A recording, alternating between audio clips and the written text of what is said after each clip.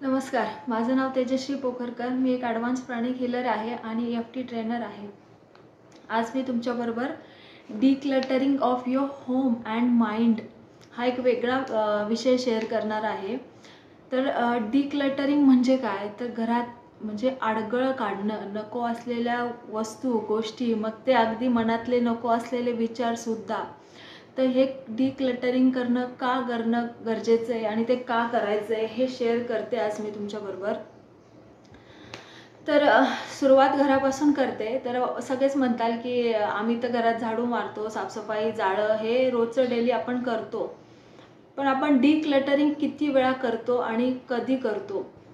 Decluttering म्हणजे आपले नको असलेले कपडे, म्हणजे आता जाड झालाय, कधीतरी बारीक असाल आणि इच्छालय असते की आणि अपेक्षा पण असते की बारीक व्हायचंय, मग असू देत राहू देत, येतील कधीतरी, मला पुरतील, मी वापरेल.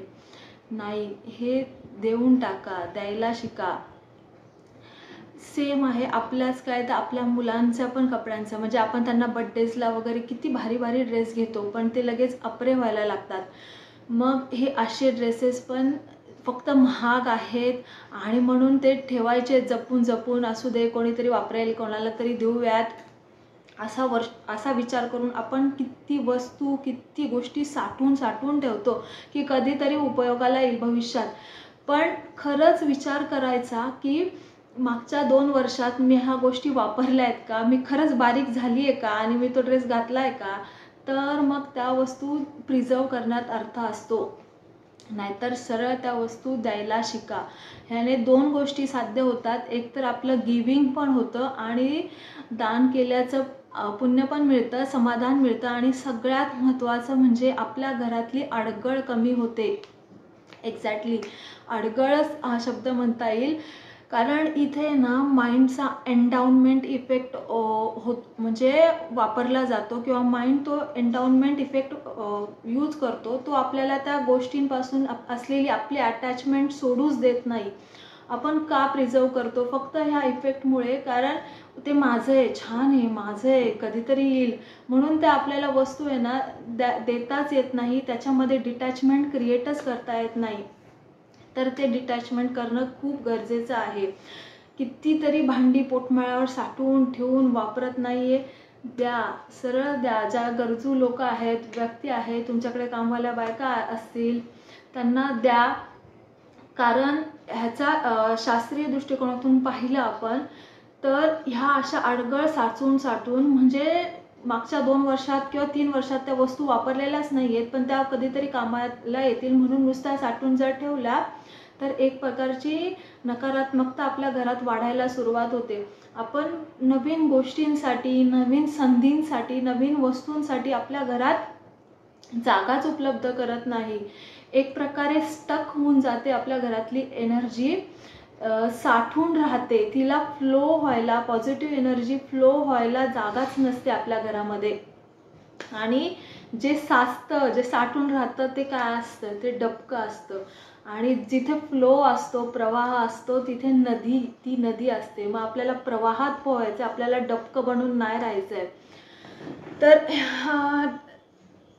जसं डिक्लटरिंग माइंडचं घराचं कराल त्याच्यामध्ये, आणि मग ह्या देण्यामध्ये ना, म्हणजे आपण काही कपडे देतोय किंवा वस्तू कुठलीही देतोय ना, तर त्याच्या 2 गोष्टी लक्षात घेणं खूप गरजेचं आहे की चांगल्या वस्तू, म्हणजे कपडे खूप छान आहेत, in good condition, they are in good conditions, your clothes, कुठलीही वस्तू, पण फक्त ती आत्ता सध्या आपल्याला यूज नाही आहे ना, म्हणून त्या तशा गोष्टी द्या. अगदी खराब झालेल्या, घाण, वापरलेले मळके असले देऊ नका. देण्यात पण ह्या गोष्टींचं खूप महत्त्व आहे. आणि आपले कपडे देताना, स्पेसिफिकली मुलांचे कपडे देताना, ते मिठाच्या पाण्यातून काढणं किंवा मग डार्क सनलाईटमध्ये ते वाळून मग ते देणं खूप गरजेचं आहे. कारण आपली एनर्जी, आपला ऑरा तिथे कुठेतरी त्या कपड्यांमध्ये, म्हणतो ना आपण, वास असतो, आपला गंध असतो, कारण ती आपली एनर्जी असते त्या कपड्यांबरोबर. त्याच्यामुळे ते देण्याच्या आधी ह्या 2 गोष्टी करायच्या आहेत आणि मगच ते द्यायचंय.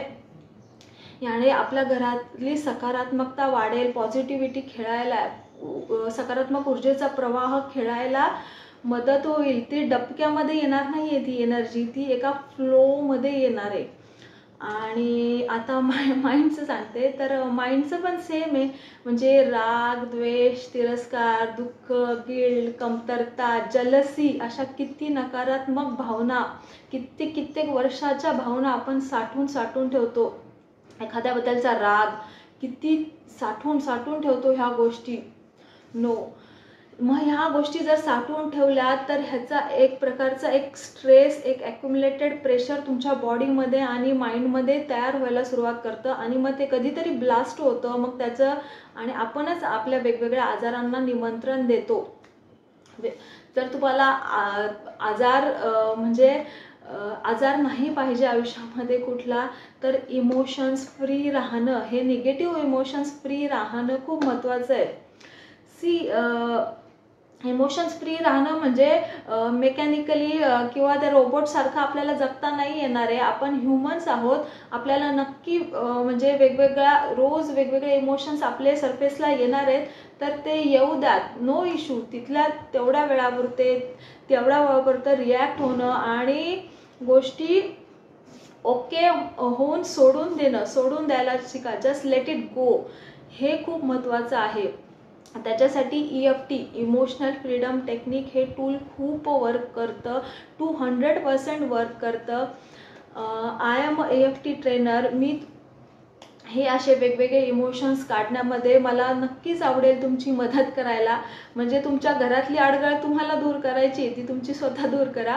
पण ह्या मनातली अडगळ, ह्या मनातले निगेटिव्ह इमोशन्स काढण्यासाठी आय एम देअर. नक्की मला आवडेल तुम्हाला ह्या गोष्टींमधून बाहेर काढायला, तुमची मदत करायला.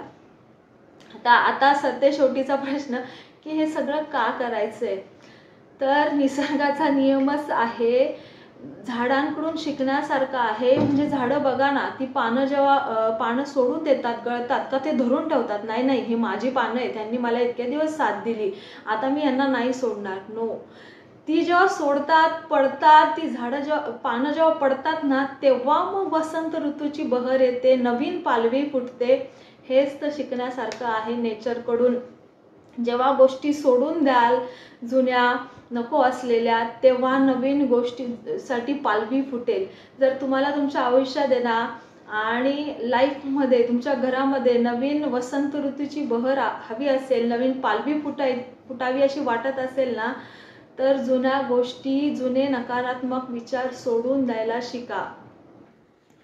माइंडचं डिक्लटरिंग करण्यासाठी तुमची मदत करायला मी माझा नंबर डिस्क्रिप्शन बॉक्समध्ये शेअर करते.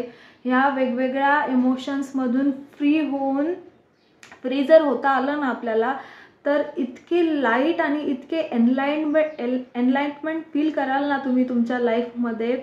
त्याच्यासाठी EFT वापरणं हे खूप गरजेचं आहे. I am sharing my number in description box. You can have appointments with me for that. धन्यवाद. व्हिडिओच्या शेवटी एवढंच सांगेन, व्हिडिओ आवडला असेल तर लाईक करा, शेअर करा, सबस्क्राईब करा. व्हिडिओ शेवटपर्यंत पाहिल्याबद्दल धन्यवाद.